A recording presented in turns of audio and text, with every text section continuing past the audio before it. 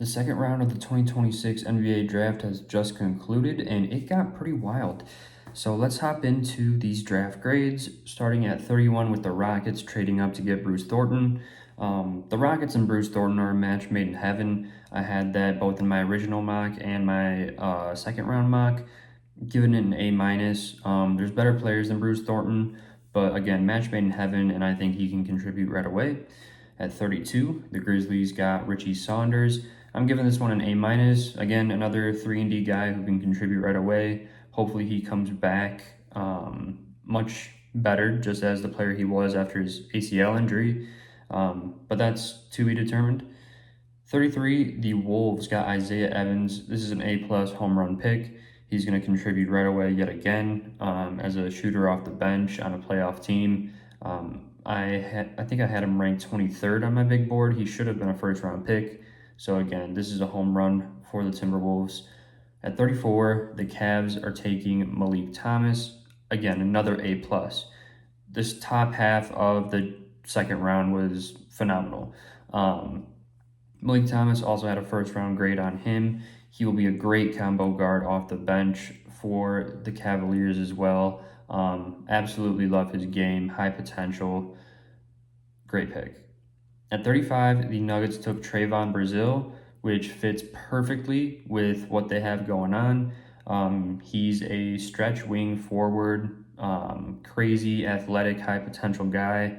Has had some injury issues, but I think this is a great swing for the Nuggets to take. I'm giving this one an A+. At 36, here comes another A+. The Clippers, they got Baba Miller. He's a power forward center who's a great playmaker for his size. They desperately needed more big men, and Baba is one of my favorite. I had him ranked 30th on my board overall, and they got him at 36. It's great value. At 37, the Heat take Ryan Conwell. I'm giving this one a B+. I think he definitely fits in with the Miami Heat culture, and he's an absolute bucket. He does have some defensive lapses. That's why I had him 45th on my board.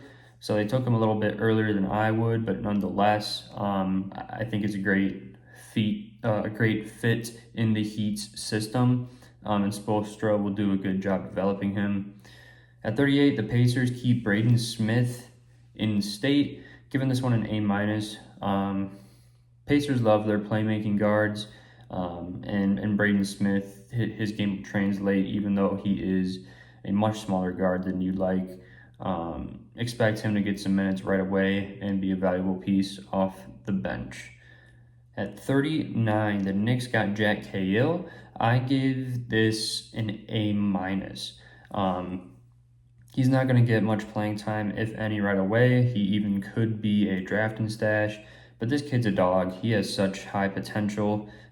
Before getting drafted, he was originally going to commit to Gonzaga to play basketball this upcoming college season, but a lot of teams saw what I saw in him, and he's much closer to being an NBA player now than he is a college player.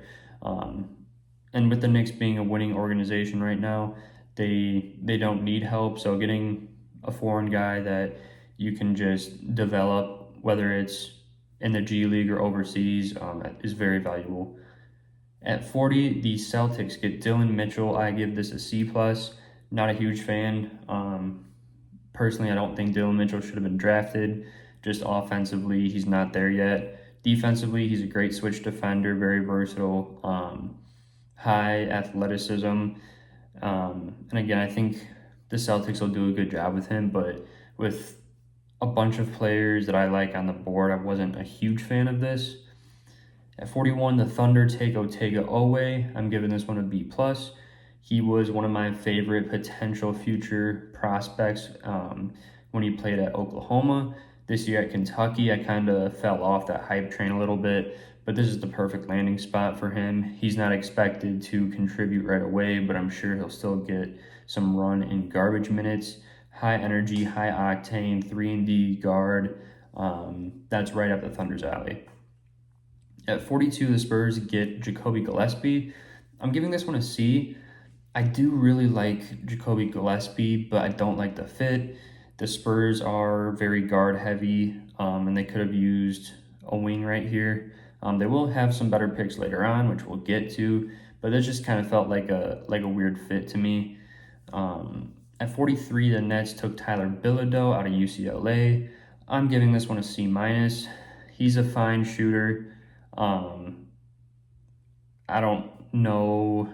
He's more of like a win now guy. Like he has a limited ceiling. So I don't know why the Nets would take him here given how awful their roster is.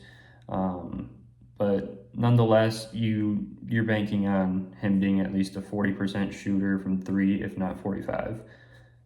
At 44, the Spurs take Malik Brown, and this is an A for sure. Drafted a few spots higher than where I ranked him on the big board, but that doesn't matter.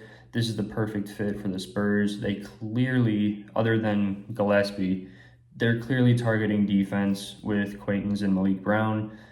These are guys that, if on another team, could be considered a future Wemby stopper. So they're playing a little bit of defensive drafting on that side. He won't bring anything to you on offense, but that's okay. As a defensive specialist, he's going to be very valuable off the bench.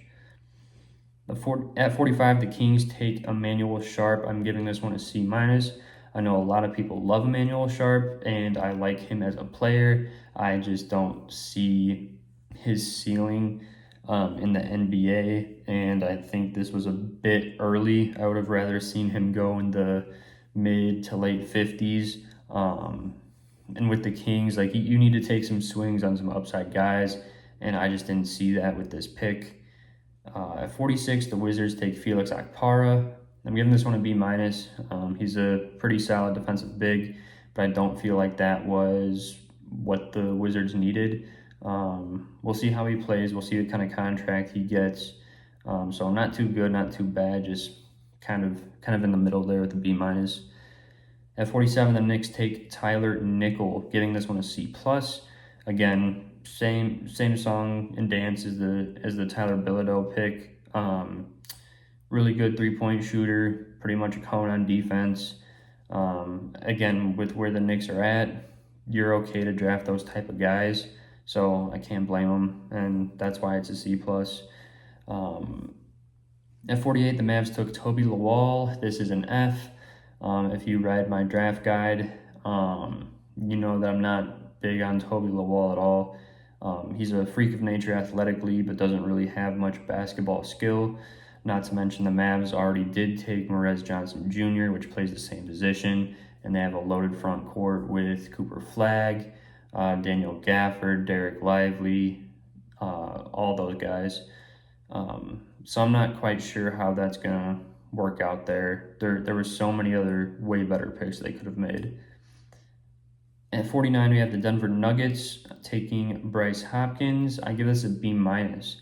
I'm not mad at taking Bryce Hopkins, even though it's earlier than where I would have wanted, just because I do really, really, really like him as a player, and I do like him in the Nugget system.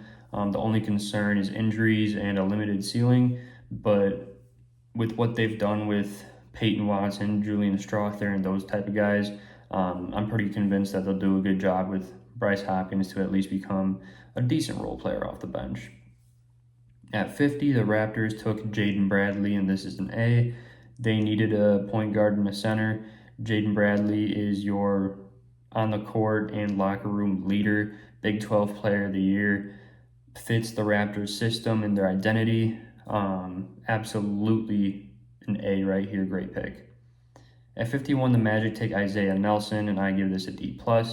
Similar to Toby Lawal, I'm not on the Isaiah Nelson hype train. The only reason why this isn't an F is because they fulfilled a need at center, and especially a defensive-minded, shot-blocking, athletic center, which they clearly lack.